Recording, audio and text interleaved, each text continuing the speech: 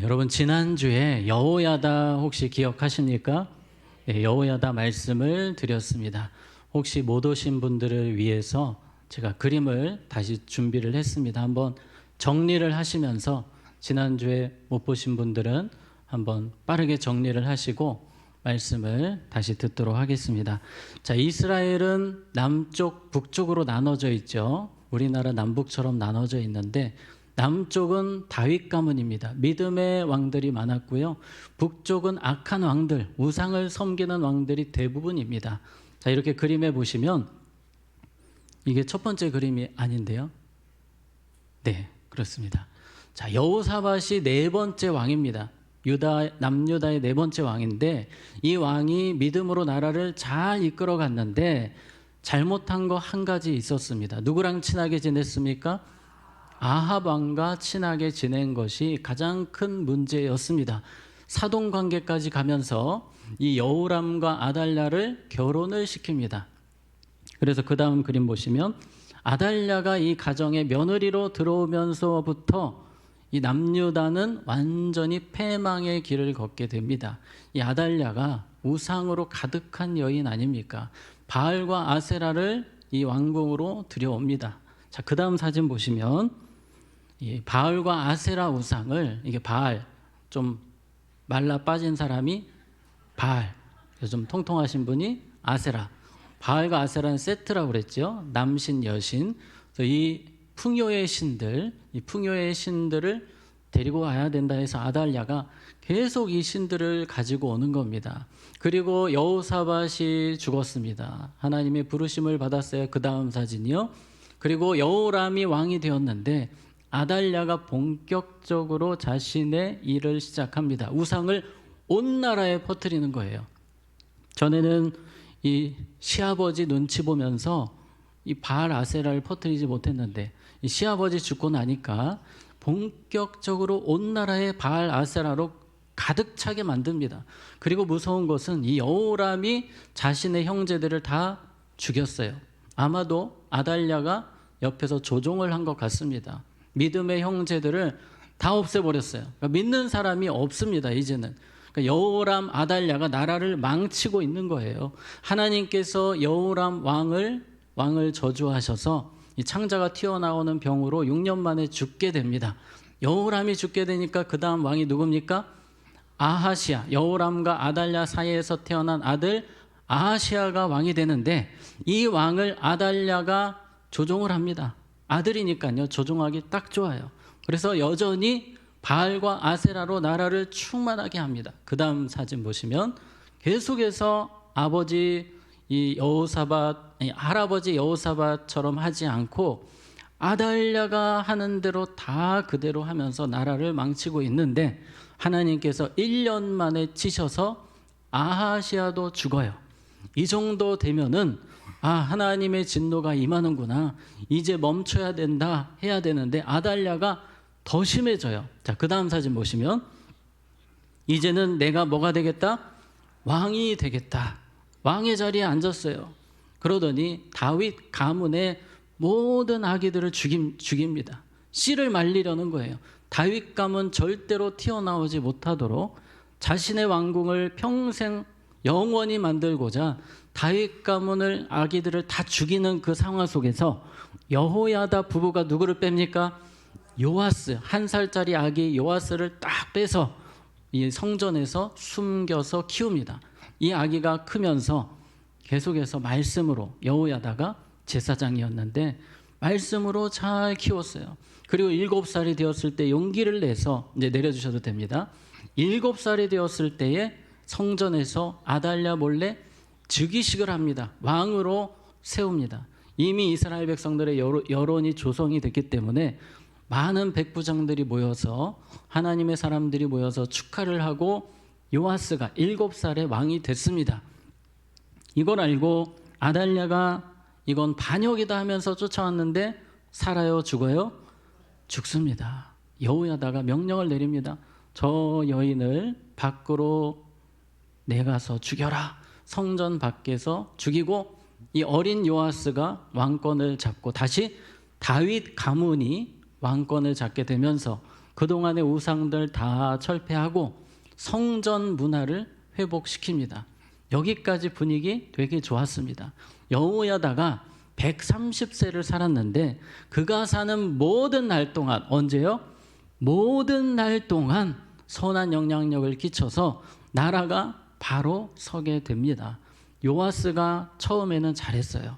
성전에 무너진 데를 보수하고 성전 중심의 예배를 회복시키는 것까지는 너무 좋았는데, 문제는 여호야다가 죽고 나니까, 130세에 죽고 나니까 그때부터 순식간에 요아스가 무너지기 시작합니다.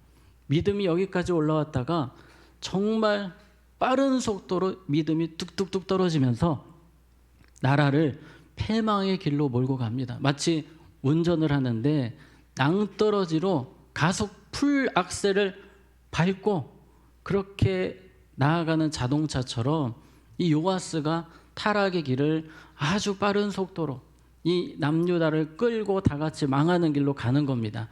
도대체 여호야다가 너무 잘했는데 왜 이런 일이 일어났을까? 이 요아스가 처음에는 잘했는데 왜 이렇게 타락이 빠르게 일어났을까? 오늘 그 이유를 몇 가지로 살펴보려고 합니다. 자, 그 첫 번째, 악한 자들이 무엇을? 틈을 노리고 있기 때문입니다. 자, 17절입니다. 여호야다가 죽은 후에 유다 방백들이 와서 왕에게 절하매 왕이 그들의 말을 듣고, 자, 누구 말을 들었대요?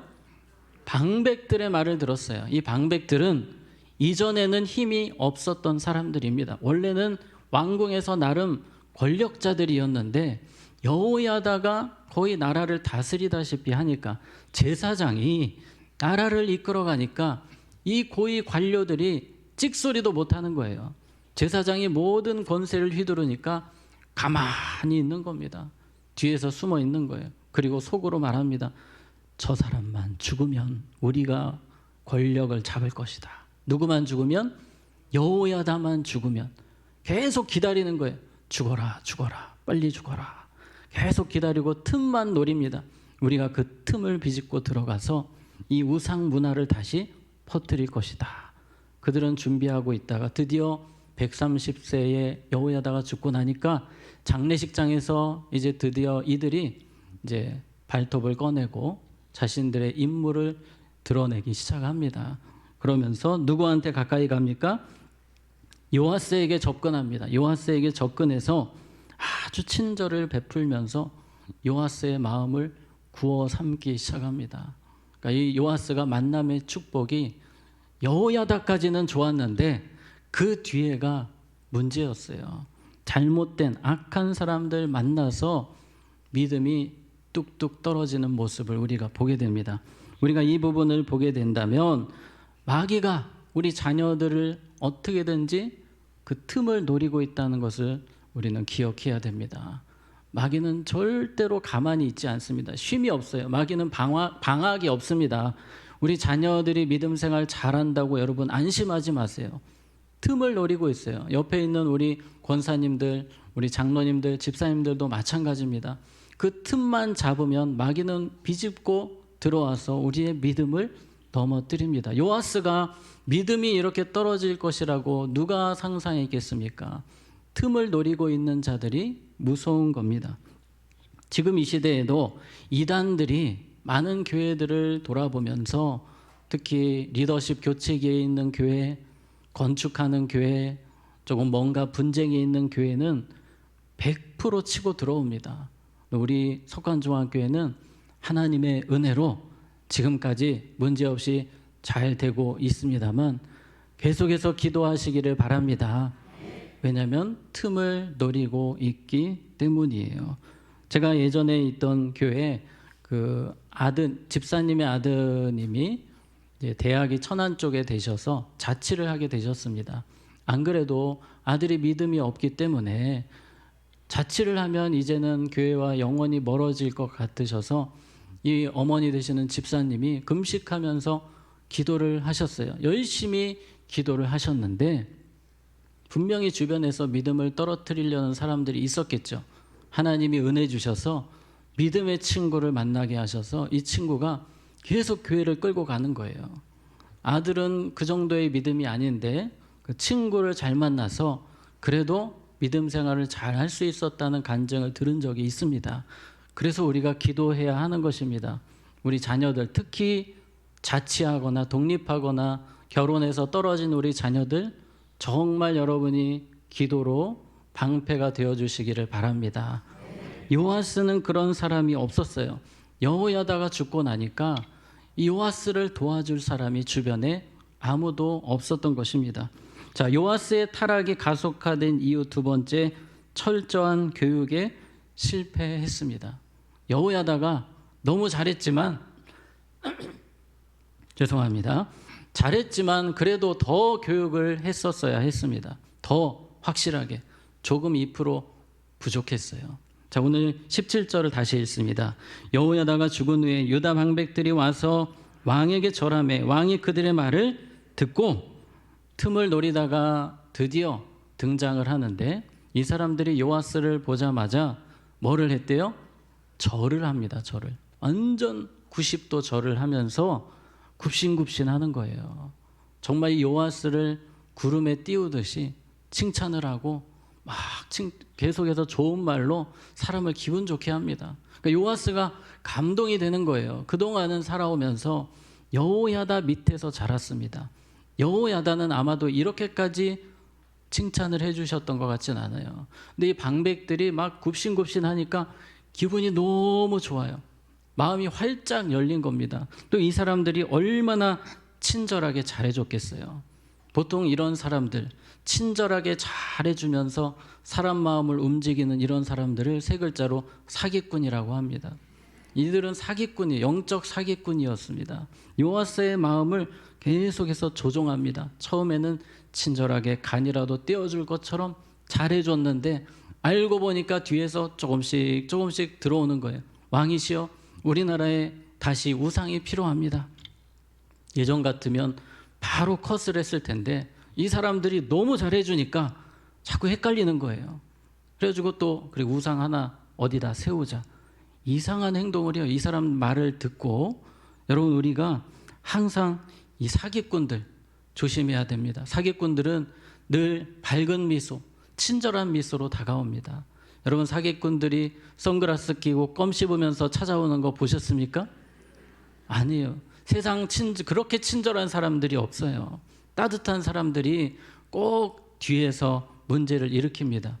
사기까지는 아니더라도 저희 어머니가 10년 전에 제가 어머니 집에 갈 때마다 밀가루가 있고 식용유가 있고 뭐 이런 게 자꾸 있는 거예요. 그래서 어머니 어디 다녀오셨어요? 그랬더니 홍보관 아시죠? 홍보관. 홍보관에 가면 그렇게 잘해주신대요. 그래서 제가 어머니 세상에 공짜 없어요. 그만 가세요. 아니라고. 이 사람들은 친절하대요. 너무 친절하고 나한테 너무 잘해줘. 감동이 된다고 하시는 거예요. 그렇게 매주 가시는데 제가 그리고 한 달 있다가 어머니 집에 갔는데요.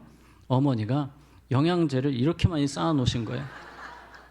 제가 물어봤어요. 이거 얼마나치예요? 그랬더니 120만 원어치래요. 할부로 10개월인가 하여튼 긁으셨어요.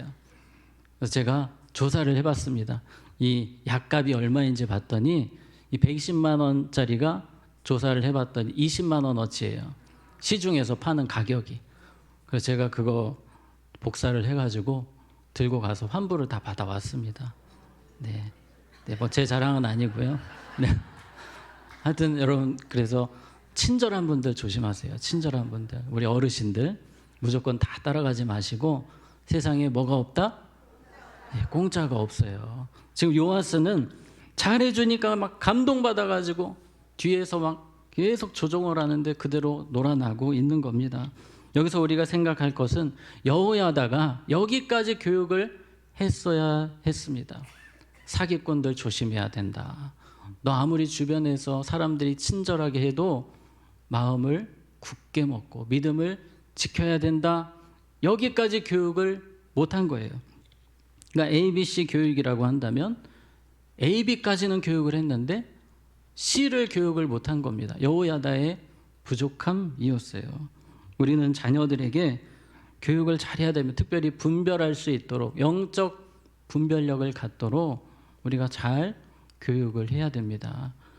이 여호야다가 못한 것 두 가지가 있었는데 분별력 있는 교육을 주지 못했고 그가 죽었을 때에 그를 대신할 좋은 멘토를 소개시켜 줬어야 했는데 그도 죽을 날이 있을 거 아니에요. 여호야다도 그가 죽은 뒤에 새로운 멘토를 요아스에게 붙여주고 주님 앞에 갔어야 했는데 그 부분이 조금 부족했던 겁니다. 그런데 이걸 잘한 사람이 있어요. 바로 여호수아였습니다. 여호수아 24장 20절에 보시면 여호수아가 죽기 전에 이 백성들을 다 모아놓고 눈물로 교육합니다. 만일 너희가 여호와를 버리고 이방신들을 섬기면 너희에게 복을 내리신 후에라도 돌이켜 너희에게 재앙을 내리시고 너희를 멸하시리라 하니, 그러니까 여호수아는 그 뒷 이야기들을 그가 죽은 뒤에 이런 일도 일어날 수 있고 이런 일도 일어날 수 있으니 다 대비를 하셔야 됩니다.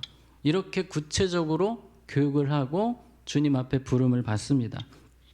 여호수아가 눈물로 이렇게 호소를 했더니 백성들이 거기서 아멘 아멘 합니다. 여호수아 24장 24절에 백성이 여호수아에게 말하되 우리 하나님 여호와를 우리가 섬기고 그의 목소리를 우리가 뭐하리이다? 청종하리이다. 여호수아 입장에서는 안심이 되지 않겠습니까? 그런데 여호수아는 여기서 끝나지 않습니다. 24장 25절에 보면 그날에 여호수아가 세겜에서 백성과 더불어 무엇을 맺고 언약을 맺고 그들을 위하여 율례와 법도를 제정하였더라. 아주 꼼꼼하지 않습니까? 그가 죽기 전에 그냥 하겠습니다, 순종하겠습니다, 거기서 그걸 믿지 않아요. 우리 언약식을 합시다, 율례와 법도를 정합시다. 정말 꼼꼼하게 해서 그가 죽은 뒤에도 믿음으로 살 수 있도록 모든 길을 만들어 놓습니다. 물론 이것도 나중에 무너지게 됩니다만 그래도 여호야다보다는 훨씬 오래 갔어요. 그러니까 우리가 준비를 잘해야 됩니다. 우리가 언제 주님 앞에 부름받을지 모르기 때문에 우리는 우리의 가족들, 우리의 자녀들에게 이런 부분들을 우리가 없더라도 믿음을 지킬 수 있도록 여러분이 어떻게든지 그런 환경을 만들어 주셔야 된다는 것 기억하시기 바랍니다. 자, 계속해서 세 번째입니다. 요아스의 타락이 가속화된 이유 세 번째 무엇입니까? 강팍함. 요아스의 마음이 강팍해졌어요. 하나님 말씀 앞에 좀 열려 있고 두려운 마음이 있었어야 되는데 그런 마음이 하나도 없습니다.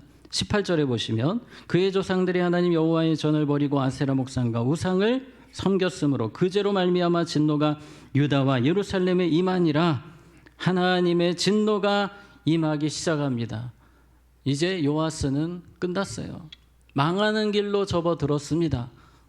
이미 우상을 퍼뜨리고 있는 행동을 했기 때문에 하나님 진노하셨습니다만 그러나 19절에 보면 그러나 여호와께서 그들에게 선지자를 보내사 다시 여호와에게로 돌아오게 하려 하심에 선지자들이 그들에게 경고하였으나 뭐하지 아니하였습니까?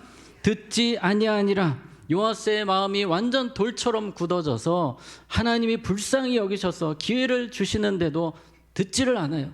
너무 마음이 강팍해져서 회개하지 않습니다. 망하기 딱 좋은 마음밭이었어요. 그래서 20절에 우리 20절 같이 읽습니다. 시작.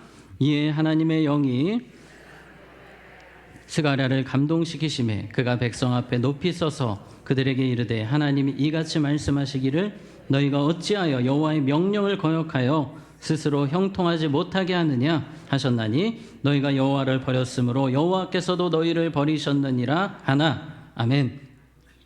스가랴라는 선지자가 나섭니다. 이 사람은 여호야다의 아들이에요. 여호야다의 아들이면 말을 들어야 돼요? 안 들어야 돼요? 무조건 들어야 돼요. 자신을 왕위에 세운 사람이 여호야다 아닙니까? 여호야다의 아들이 선지자가 되어서 하나님이 보내셨다는 것은 마지막 기회를 주시는 거예요. 회개하라고. 그래서 저주를 선포합니다. 회개해야 됩니다. 마음이 두려워야 됩니다. 전혀 그런 마음이 안 생겨요. 그렇게 냉랭할 수가 없어요. 이 요아스의 마음이요.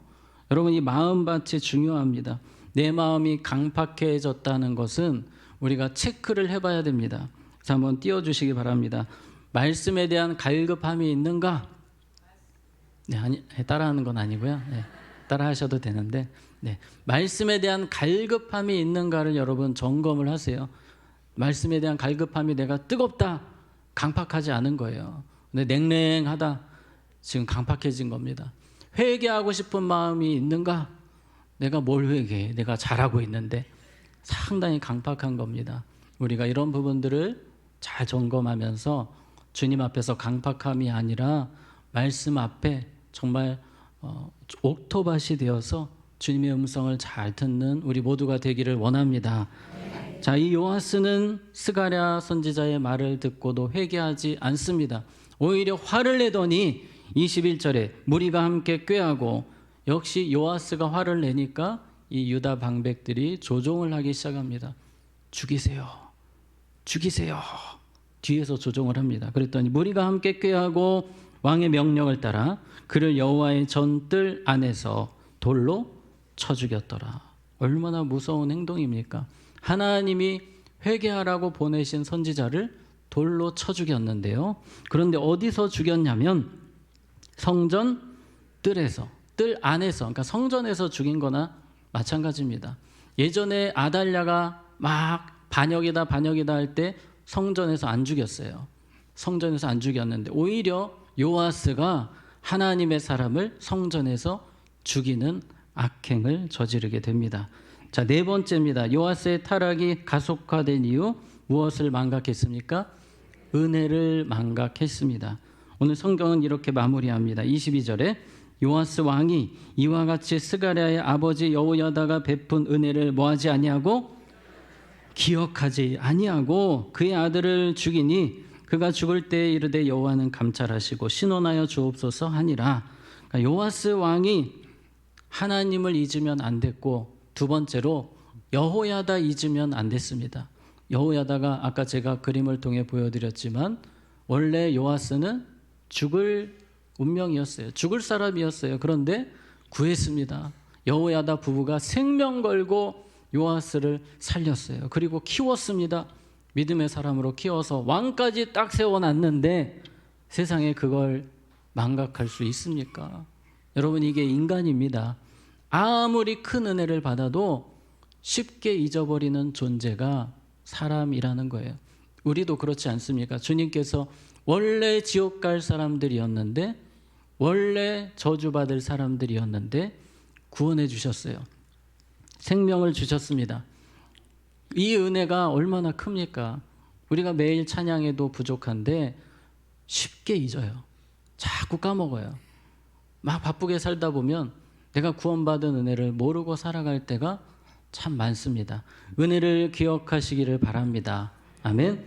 생물학자들에 의하면 물고기 지능이 0.4래요. 되게 높죠. 0.4라서 기억력이 상당히 안 좋습니다. 3초면 다 까먹는데요. 이 물고기 한 마리가 낚시 바늘이 미끼를 딱 가지고 있어요. 물고기가 가서 싹 무는데 뭐가 뾰족하니까 탁 뺐어요. 아유, 죽을 뻔했네. 어우, 살았네. 그리고 1, 2, 3 되면 다시 물어요. 기억이 안 나는 거예요. 죽을 뻔했는데도 기억이 안 납니다. 지금 요아스가 기억이 안 나는 것은 마치 이런 행동이에요. 은혜를 기억하지 못하면 마귀 밥이 되는 거예요. 그냥 끌려가는 겁니다. 그래서 우리가 어떻게든지 주님의 은혜를 망각하지 않도록 계속해서 기억하고 또 기억하고 생각하고 찬양하고 감사하고 계속 그렇게 해서 살아가야 될 줄로 믿습니다. 24절입니다. 이 요아스의 마지막인데요. 아람 군대가 적은 무리로 왔으나 여호와께서 심히 큰 군대를 그들의 손에 넘기셨으니, 그러니까 요아스의 군대가 막강했습니다. 그런데 정작 싸우러 온 아람 군대는 적은 무리였어요. 설마 쟤네들이 나를 공격할 수 있을까 했는데 하나님이 뒤엎으신 거예요. 적은 무리였지만 요아스의 나라를 어렵게 만드신 것입니다. 하나님이 작정하신 거예요.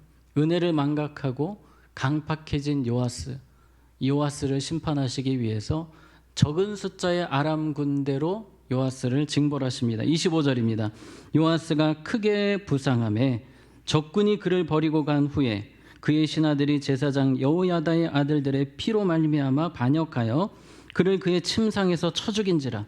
다윗성에 장사하였으나 왕들의 묘실에는 장사하지 아니하였더라. 아멘. 요아스가 크게 부상을 당했습니다. 살 수도 있었어요. 당연히 좋은 의료진이 있었기 때문에 살 수 있었지만 하나님이 그것도 막으십니다. 그래서 오늘 보니까 제사장 여호야다의 아들들의 피로 말미암아 신하들이 침상에서 요아스를 쳐 죽이는 안타까운 일이 벌어지게 됩니다. 너무나 참 안타까운 인생이죠. 잘만 하면 나라를 부흥시킬 수 있었던 모든 조건이 완벽하게 갖추어졌던 사람이 요아스였는데 다 까먹고 나라를 망하는 길로 끌고 가더니 본인도 비참하게 죽고 왕들의 묘실에도 들어가지 못했습니다. 여호야다는 왕들의 묘실에 들어갔다고 지난주에 말씀드렸지 않습니까? 그런데 정작 요아스는 왕임에도 왕들의 묘실에 들어가지 못할 만큼 명예롭지 못하게 부끄럽게 인생을 마감했다는 것입니다. 그에게 주어진 그 시간들 더 은혜를 붙잡고 살았다면, 더 순한 마음으로 옥토박 같은 마음으로 말씀을 들었다면 이런 일은 일어나지 않았습니다. 여러분, 역사는 반복이라고 하지 않습니까? 우리의 삶에도 이 요아스 같은 일은 충분히 일어날 수 있습니다. 그것이 내 이야기가 될 수도 있고 우리 자녀들의 이야기가 될 수도 있는 거예요. 그래서 우리는 더 기도해야 하는 것입니다. 신앙의 틈이 생기지 않도록 힘써야 하는 것이고, 우리 자녀들이 신앙의 틈이 없도록 우리가 기도해 주어야 하는 것이고, 우리 자녀손들 더 철저하게 우리가 없더라도 우리 자녀들이 믿음으로 살아갈 수 있도록 100% 준비를 하셔야 하고, 또 우리가 하나님 앞에 강팍한 마음이 아니라 더 말씀 앞에 옥토박 같은 마음으로 은혜를 망각하지 않는 모습으로 살아가는 우리 모두가 되기를 원합니다. 아멘. 기도하겠습니다. 우리 함께 잠시 기도하겠는데요. 우리 함께 잠시 기도하실 때 오늘 말씀을 생각하시면서 하나님, 우리 가정에 신앙의 틈이 생기지 않기 원합니다. 우리 자녀들 지켜주시옵소서. 요아스처럼 잘못된 만남으로 믿음 뺏기지 않도록, 혹시라도 우리 결혼하지 않은 자녀들이 있다면 며느리, 사위 잘못 만나서 믿음 떨어지는 일이 없도록 하나님 지켜달라고, 우리의 마음이 강팍하지 않게 하시고 끝까지 은혜 부여잡고 살 수 있도록 이 시간 함께 잠시 기도하는 시간 갖겠습니다. 기도하겠습니다. 하나님 아버지, 오늘 우리에게 주신 말씀 붙들고 믿음으로 나아가기 원합니다. 하나님, 우리는 연약합니다. 주님의 은혜가 필요합니다. 성령님, 우리를 도와주셔서 끝까지 말씀 붙들고 살게 하시고 하나님의 사랑에 이끌려 살아가며 하나님의 은혜를 찬양하며 감사하며 살아가는 우리 모두가 되게 하여 주시옵소서. 끝까지 완주하는 삶이 되기 원합니다. 하나님, 부족한 우리의 부분들을 주님이 도와주셔서 우리가 우리 자녀손들 잘못 교육하는 것 있다면 바로 교육할 수 있도록 우리를 도와주시옵소서. 성령님, 우리를 붙들어 주시옵소서. 주님이 원하시는 곳에 우리가 쓰임받기를 원하고 우리 자녀들이 그 삶이 되기를 원하오니 하나님 도와주시옵소서. 역사하여 주시옵소서. 한 주간도 우리의 삶에 주의 은혜를 부어주시기를 원합니다. 하나님, 역사하여 주시옵소서. 우리를 붙들어 주시옵소서. 하나님 아버지, 요아스와 같은 일이 우리 가정에 일어나지 않기를 원합니다. 우리 자녀들, 저희들의 삶에 신앙의 틈이 생기지 않기를 원합니다. 이를 위해서 더 기도하게 하시고 영적으로 깨어있게 하여 주시옵소서. 하나님, 우리 사랑하는 자녀손들이 끝까지 말씀 붙들고 살기를 원합니다. 우리가 최선을 다해 그들을 교육하게 하시고 그들이 믿음에 설 수 있도록 끝까지 기도하는 우리 모두가 되게 하여 주시옵소서. 주님의 은혜 평생 갚아도 모자른 그 은혜 우리가 잊지 않기를 원합니다. 망각하지 않기를 원합니다. 늘 은혜에 부여잡고 살게 하여 주시옵소서. 우리의 자녀손들이 은혜에 이끌려 살게 하여 주시옵소서. 예수님 이름으로 기도하옵나이다. 아멘.